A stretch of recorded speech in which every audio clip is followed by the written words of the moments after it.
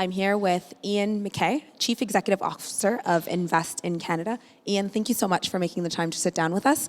It's a pleasure to be here. Thank you. My first question to you is, Canada's strong suit has always been leveraging multilateralism. Invest in Canada is now a bit over a year old. What do you see, how do you envision Canada in the next 5 to 10 years in terms of FDI? And what's your vision for Invest in Canada, and how do you see them playing a crucial role? Yeah, you know, first of all, foreign direct investment is a highly competitive sport. It's almost a full contact sport. So I'm delighted that Canada's sort of in the game in that respect by creating the agency to promote the recruitment of foreign direct investment. I think one of the reasons we've had some great success over the past couple of years is that global capital is looking for a platform where they can deploy capital in an open, transparent, progressive, rule of law, stable economy. And I think Canada ticks all those boxes, particularly when you see what's going on around the world today with a little bit of protectionism and trade tension and geopolitical tensions. We're being viewed, or so my investors tell me, as a real oasis of stability. So we need to seize that differentiation and advantage and move forward as quickly as possible with that. You touched on protectionism.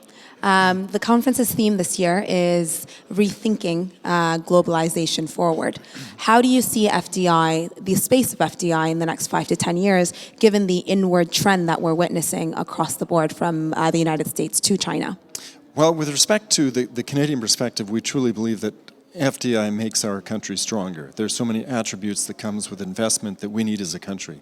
In terms of the global picture, you know, I think a number of the panelists here have been talking about the fact that the world is really awash with capital, but finding meaningful assets that are inclusive, that are progressive, that are enhancing the social good and societal benefits is a real challenge. Canada's answer to that is that we invite the world to work in Canada, to live in Canada, to trade with Canada, and I think investors are going to find that as a very, very good platform to build inclusive investment conditions and to make it a more multilateral world than it is today. And then my final question to you is, conferences such as these, how do you see it playing a larger part in the world in the next 5 to 10 years?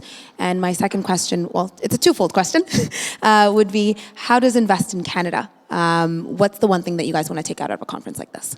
Well, these are extraordinarily important conferences, and I really want to congratulate the organization again for putting on a fantastic show. Thank you. The thought leadership that you find here and you hear here is really important for people to press pause, even for a couple of days, and sort of take scope and stock of what's going on and what we need to do individually and collectively to get back to a world where multilateralism, open and free and fair trade, the rule of law, are the benchmarks of global economics.